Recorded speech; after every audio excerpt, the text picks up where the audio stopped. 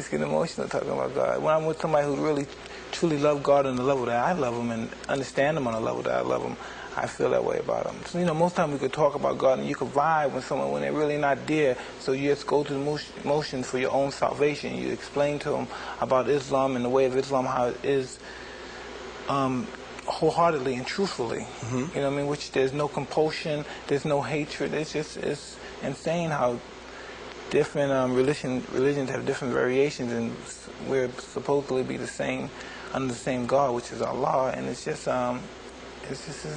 a complex situation when we deal with religion.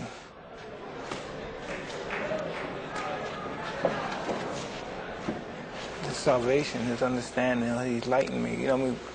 Before I became a Muslim, I've known Muslims all my life.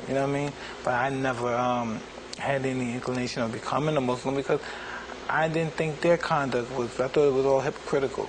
But then when you run into people, individuality allows people to act certain ways, and certain people conduct themselves in other ways, and certain people conduct themselves in ways that are different from that. And I was just saying, a Muslim is just your conduct. And when you conduct yourself Islamically, and only God can judge you, basically. Men judges men's action, God judges your heart.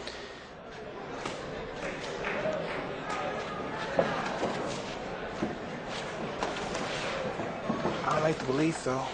I like to believe I'm a better individual now. Every now and then I go off the handle and I may curse someone out or be upset. But I keep my salvation with Allah. I try to get on my prayers, and I should pray more than I do. And instead of I pray like probably 3 to 4 times, I should pray the whole 5 times. And I just try, See, it's interesting, Mike. You've become conservative over the years. I heard you talking about welfare is a bad thing. Private schools may be a good thing. You're concerned about the welfare of your kids. You're concerned about violence. Not that that's a conservative posture. But you've become, in your older age, 31, soon to be, you've become a guy who's become a fairly suspicious and suspect person about the world around you. You have to, because when you think about when people say, well, I want my kid to grow up like me, we're lucky. I'm lucky. My son may not be lucky to survive what I survived. My daughter may not be lucky to survive. I don't want them to be some radical nuts. I don't want them to say, well, we're going to fight for this cause. I want them to say yes, sir, no, sir, and just go to school. And I know people say, you weren't like that, but... You weren't like that. I know, but they may not be lucky and be out there in the streets hustling. I'm just so happy that they're in a situation financially, and they got a good... Listen, they got a father that cares about them, and they got a mother who's bright and intelligent and knows all... the proper way of taking care of children. And what did I have? I had a mother who was alcoholic, and I had a father who was a pimp, a hustler in the streets. I don't know if that's going to make them a better person than I am, but hopefully from their situation they get a better life than I had. You used to tell me your dream was to be the champ and to be the greatest champ. Well, I'm talking about big dreams, like after fighting over the hell with the world, I used to live your life, raise your kids. But I don't got no big dreams like I'm going to do this and I'm going to do this and I'm going to be somebody important and outraged. Nah, man. Me being champ or me being a fighter is just being one of the guys. That's not nothing serious. People take it more serious than it really is. Life is taken too serious. Life is sometimes, over-exaggerated, I think, sometimes. You told USA Today last week that the biggest mistake you've made in your life was to get involved in boxing in the first place. That's hard for me to believe. Now, all the great things that have happened for you, there's been a lot of bad things. More bad than good. But not because of the sport of boxing, not because of what you did in the ring. No, listen, boxing exposed me to other people in boxing exposed me. The only reason that other people took pot shots at me because people in boxing did. When they saw people in boxing, the writers take pot shots, write books, try to get off and exploit me. And inadvertently, they felt that it was okay, they can do it too. So everybody just took shots at me. That's how come a guy like me, what chance do I have? I have no chance in this country. I can never have started a good life, a healthy life in this country.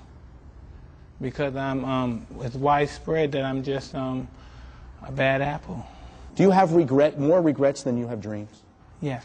I'm just happy one fight at a time. You know what I mean?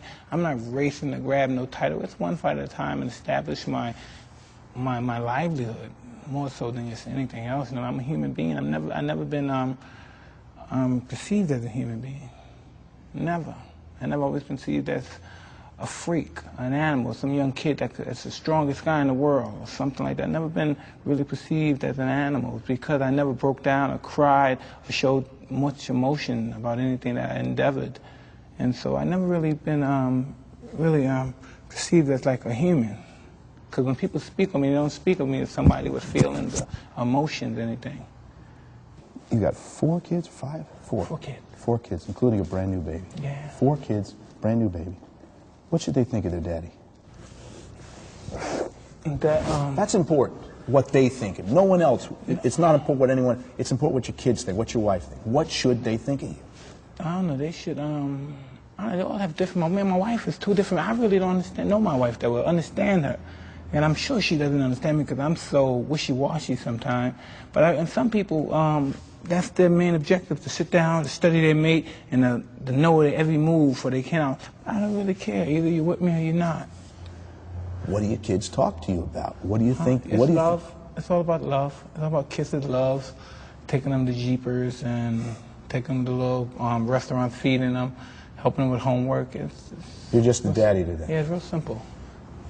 You would hope that they would someday get all the information and still admire you as their father. Because? Listen, I don't know about all that stuff, if they're going to admire me or anything. But I know they're going to have the chance to be a good person. They're going to have all the opportunities. You know what I mean? So they're going to make a choice whether they're going to be a bum or a good person. They're going to have the resources. You don't feel you're in financial straits. You don't feel like... Me? That's my biggest problem. I got too much money. It comes too quick.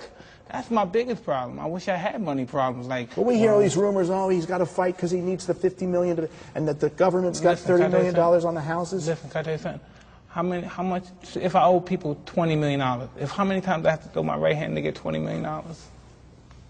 The reality, how many times do I have to throw it?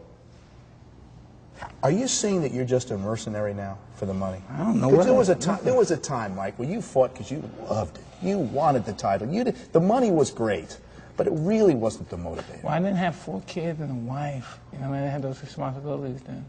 So I could just fight when they have to fight, go grab a girl, then just, come on, let's go to Bahamas for 2 weeks and just hang out. Then if I get tired, I say, well, you go back home and then call somebody. You know, you can't do those. What's it like to go to a sheriff's office and to have to register as a sex offender? I don't know. It's just no. Did it feel demeaning to you? I have no. I don't get embarrassed. I have no dignity in that perspective. Like when I was there, right? It was nothing but ladies. Like there's nothing but ladies in the sheriff's office. So the lady said, well, what did you get convicted for to be here? Well, I said rape. And I said real loud. And my friend said, no. He said, sexual assault. And the lady started laughing. That's rape. They said I raped somebody. You know what I mean? But after the old ladies came, hugged me, kissed me, I signed the autograph. Because anybody that's a sophisticated adult and they seen the situation that happened, they know that's bullshit. You know what I mean? But you didn't rape her. Listen, we're not gonna go. I don't want to touch it too much, but it's so much bullshit. Yeah, I raped her. Give me a break, okay? Remember Raging Bull, the movie? Yes. There's that scene where Jake LaMotta, I think it really did happen, but it was in the movie. Robert De Niro, as Jake LaMotta, starts banging his head against the wall. Why? When he was in prison, right? Yeah. Did you ever feel that way? I'm too sophisticated to do that. You know, it's just, I'm no fucking brute. You know, just things happen, and I said, well, listen, I screwed up, this happened, and we deal with them. You know, Customato taught me how to be. He was a strong man. I'm strong, and I'm mean. And there's nothing that could break my spirit from that perspective. Nothing's going to make me get on there. I'm never going to get on my knees to no one.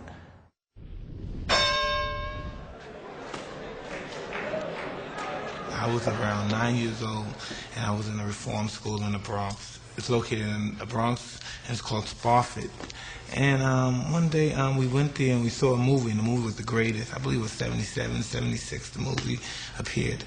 And after the movie played, Muhammad Ali walked in, and I was just flabbergasted just to look at the champ. It was just, and after that day I said, wow, I'm going to be just like this man.